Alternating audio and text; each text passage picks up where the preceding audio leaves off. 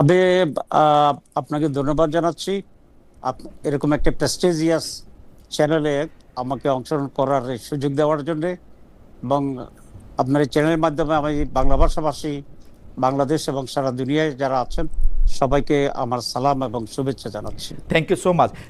Doctor Taher, আমি আমি একটু একটা জেনারেলাইজ কোশ্চেন দিয়ে শুরু করি। সেটা হচ্ছে যে এই মুহূর্তে যদি একটা সুষ্ঠু নির্বাচন হয়, যে সুষ্ঠু নির্বাচনের কথা আপনি অনেক দিন ধরে বলে আসছেন, আপনারা অনেক দিন ধরে বলে আসছেন, যদি একটা সুষ্ঠু নির্বাচন হয় যেই নির্বাচনে সবাই ভোট দিতে পারবে তার ইচ্ছামতো প্রার্থীকে, সেই ক্ষেত্রে জামায়াত ইসলামী কি সংসদে সংখ্যাগরিষ্ঠতা পাবে?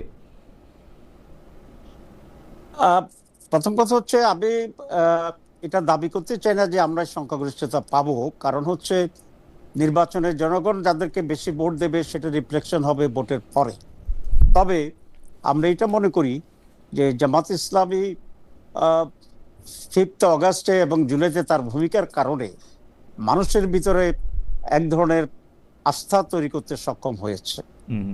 আহ, দুই হচ্ছে জামাত যে বিষয়গুলো এখানে অ্যাড্রেস করছে, যে আমরা 4টা বিষয়কে এখানে জোর দিচ্ছি। একটা হচ্ছে sovereignty of Bangladesh, sustainable democracy, এক very fair and free continuous election, corruption free Bangladesh, advance education for all, এবং rights for everyone, majority, minority, Muslims, non Muslims, religious freedom for every philosophy and every religion. তো এই সমস্ত বিষয়ের কারণে মানুষ জামাতের প্রতি নতুন করে একটু ভাবার শুরু করেছিল আমরা দেখছি। আর 2 নম্বর হচ্ছে আপনি জানেন যে ইতিমধ্যে কয়েকটি সার্ভে হয়েছে। একটা সানেম নামে একটা প্রতিষ্ঠান করেছে, তারা প্রায় মাস দুয়েক আগে বলেছিল যে বিএনপি ইজ 42%, জামাত ইজ 32%।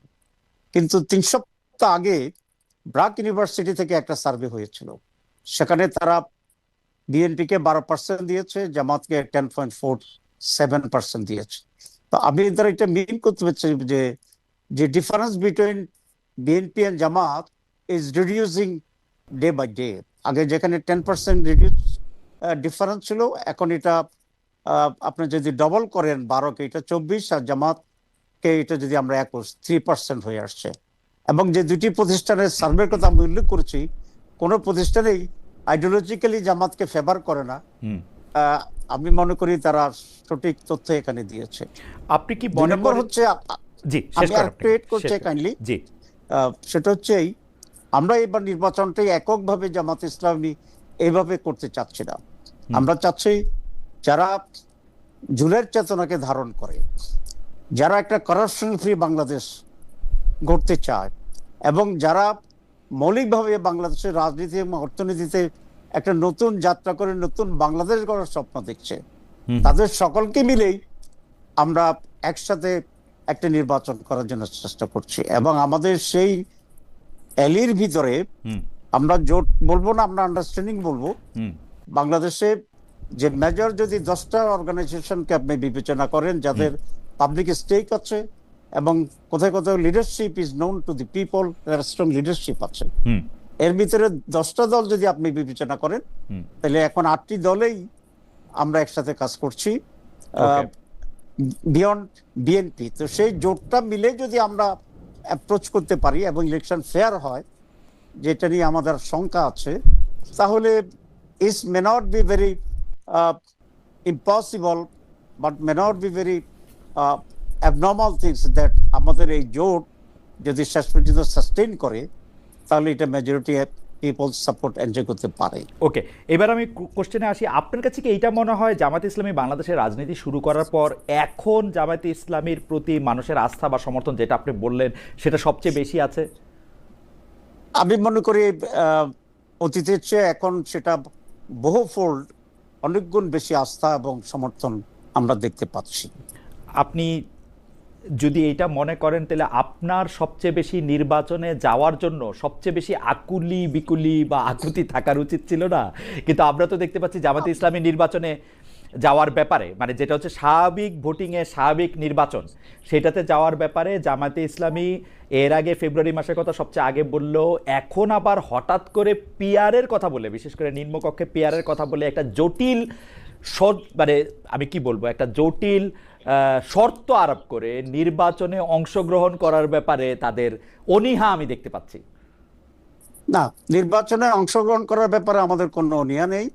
আমরাই সবার আগে নির্বাচনে যাওয়ার জন্য প্রস্তুতি গ্রহণ করেছি এবং 300 আসনে আমরাই সর্বপ্রথম প্রাথমিকভাবে আমাদের ক্যান্ডিডেট সিলেক্ট করেছি এবং আমরা সেই প্রচারণা চালাচ্ছি।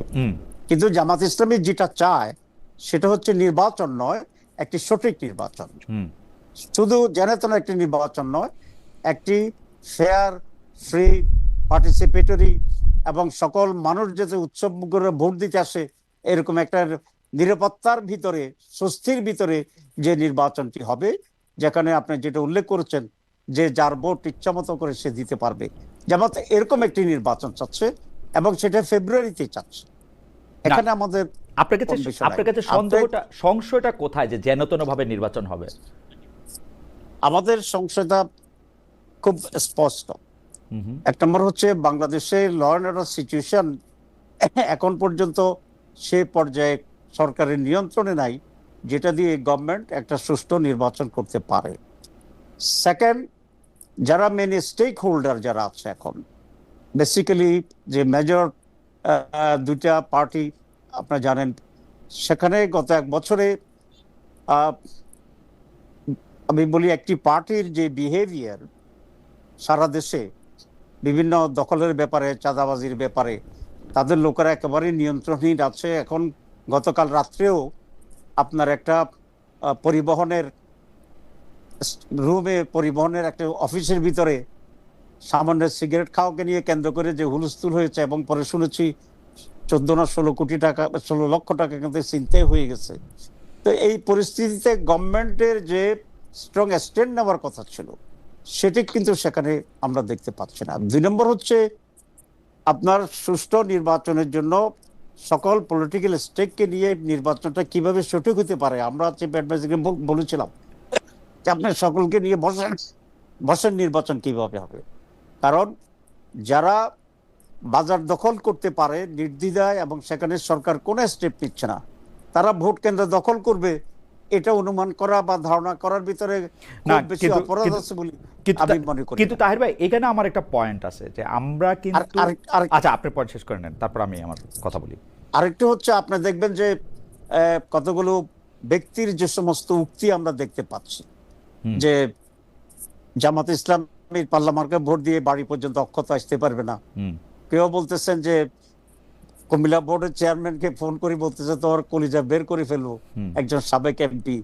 তো এ ধরনের আচরণ তো ওই দলটি, আমি এটা মনে করি না যে তাদের নেতৃত্ব এটা চায়, কিন্তু তারা তো তাদের লোকদেরকে কন্ট্রোল করতে পারছে না, এটা তো আমাদের কাছে খুব স্পষ্ট। তো সেই কারণেই আমরা সন্দেহ করছি গভর্নমেন্টও সেখানে কোনো স্টেপ নিতে পারে নাই। ধরেন যে যেতে মুক্তির কথা বলেছি, government did not take any step like that. ইসলামের মডেল তো একটাই, ইসলামী রাজনীতি এবং ইসলামী রাষ্ট্র ব্যবস্থার মডেল একটাই। এখানে ভিন্ন কোনো মডেলকে অনুসরণ করার বা সামনে দাঁড় করানোর কোনো সুযোগ নেই।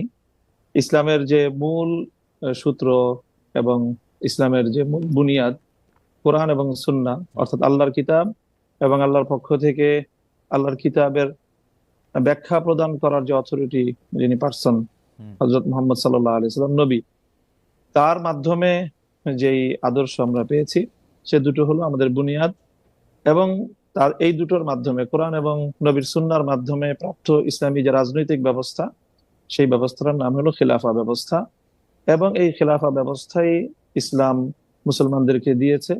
এবং অ্যাজ এ মুসলিম, জনাব মামুনুল হক, আমার প্রশ্নটা ছিল যে বর্তমান পৃথিবীতে কোন রাষ্ট্র প্রপার ইসলামিক আদর্শ, বা যেটিকে আপনি বলতেছেন যে ইসলামে তার আলাদা কোনো মডেল নেই, ইসলাম তো সব একটা জায়গা থেকেই আসলে গাইডেড হবে, সেটি কোনটি অনুসরণ করতেছে এবং আপনারা কোনটি? না, আমি এই জায়গাটাই আমি খুব সচেতন ভাবেই আপনাকে যেটা বললাম, জি, সেটা হলো যে আমরা বর্তমান সময়ের জন্য আলাদা কোনো মডেলকে আমি অনুসরণীয় হিসাবে সামনে রাখতে চাই না। এটা Okay. নিয়ে অনেক সমস্যাও আছে, কোনটাকে মডেল বলবো না বলবো, এবং সেখানে বিতর্কের অনেক জায়গা আছে।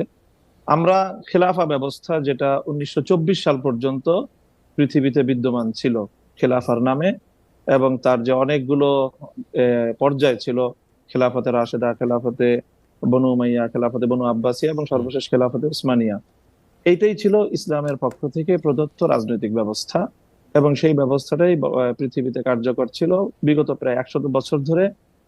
মুসলিম উম্মার মতো সারা পৃথিবী ইসলাম প্রদত্ত সেই রাজনৈতিক ব্যবস্থা থেকে বঞ্চিত। সেই ব্যবস্থা আবার ফিরিয়ে আনার জন্য অনেকেই সংগ্রাম করছে, কেউ কেউ আংশিক সফল হয়েছে।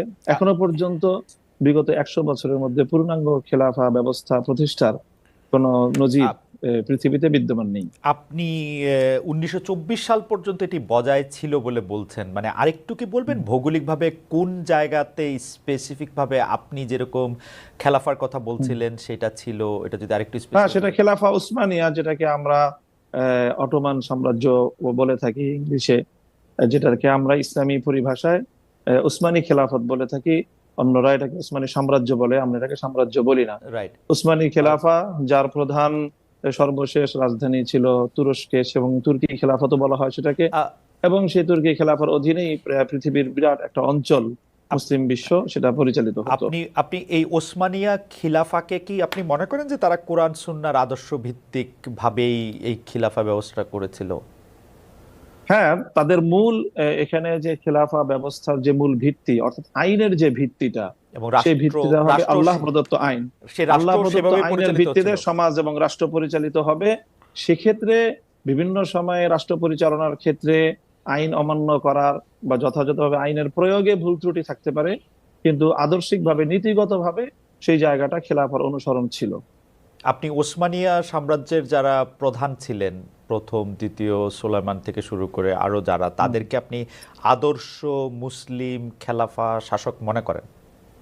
না, না, তাদের সকলকে পরিপূর্ণ আদর্শ মুসলিম শাসক হিসাবে আমি এখানে তাদেরকে সার্টিফাই করছি না। আমি বলছি সে সিস্টেমটার কথা, যে সিস্টেমের মূল কথা হবে, মূল বুনিয়াদ হবে যে আইন দিবেন আল্লাহ, এবং মানুষ বা শাসক আল্লাহর পক্ষ থেকে প্রতিনিধি হিসাবে মানুষকে শাসন করবে। আপনার কাছে মনে হয় তারা যে প্র্যাকটিসটা করেছেন, সেই প্র্যাকটিসটা তারা কথা যে ওইটা বলেছেন সেটা অনুসরণ করেছেন? মৌলিকভাবে অনুসরণ করেছেন। মৌলিকভাবে অনেক সময় তাদের শাখাগত কোনো বিষয়ে প্রয়োগের ক্ষেত্রে কোথাও ভুল ত্রুটি থাকতেই পারে। প্রয়োগের ক্ষেত্রে ভুল ত্রুটি, এমন ন্যায় বিচারের ক্ষেত্রে তারা মানে মানে মূল ইসলামের যে গাইডেন্স সেটা অনুসরণ করেছেন তারা। হ্যাঁ, এটা বিচার ব্যবস্থার মধ্যে পরিপূর্ণই কোরআন সুন্নাহ প্রদত্ত, আল্লাহর প্রদত্ত যে আইন, সেই আইনকে তারা ফলো করত। এবং অটোমান বা ওসমানিয়া খেলাফা যেসব জায়গাকে উপনিবেশ বানিয়েছিল তাদের প্রতি সম এবং ন্যায় ধরনের আচরণ করেছেন বলে আপনি মনে করেন? অবশ্যই। আচ্ছা, একটা গ্রুপ যারা এই ব্যাপারটা বিশ্বাস করছে না বা ইসলাম ধর্মের মধ্যে তারা নাই, তারা ইনসিকিউর ফিল করছে না, এবং এই ফিলিংটা তাদেরকে দেয়া দরকার কিনা? আপা যে ইনসিকিউরিটির কথা বলছেন, জনাব মামুনুল হক।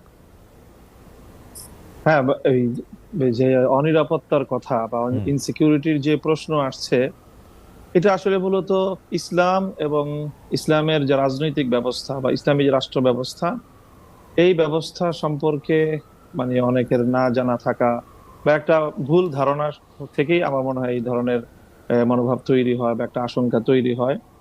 আপনি যদি ইসলামের যে প্রায় 1000 বছর বা তার চেয়েও বেশি সময় এই পৃথিবীতে ব্যাপকভাবেই সারা পৃথিবীকেই মৌলিকভাবে শাসন করেছে ইসলাম। এরপরে গত 500 বছর ধরে হয়তো পশ্চিমা বিশ্বের যে উত্থান, সেই সময়টা থেকে ইসলাম সারা পৃথিবী থেকে একেবারে যে শাসনের যে জায়গা, সেখান থেকে তারা 2 নম্বরে চলে গিয়েছে ইসলাম ধর্ম বা মুসলমানরা। যদি ইসলামের রাসূল সাল্লাল্লাহু আলাইহি সাল্লামের যুগ থেকে নিয়ে 1000 বছরের পৃথিবী দেখেন, তো তখন প্রায়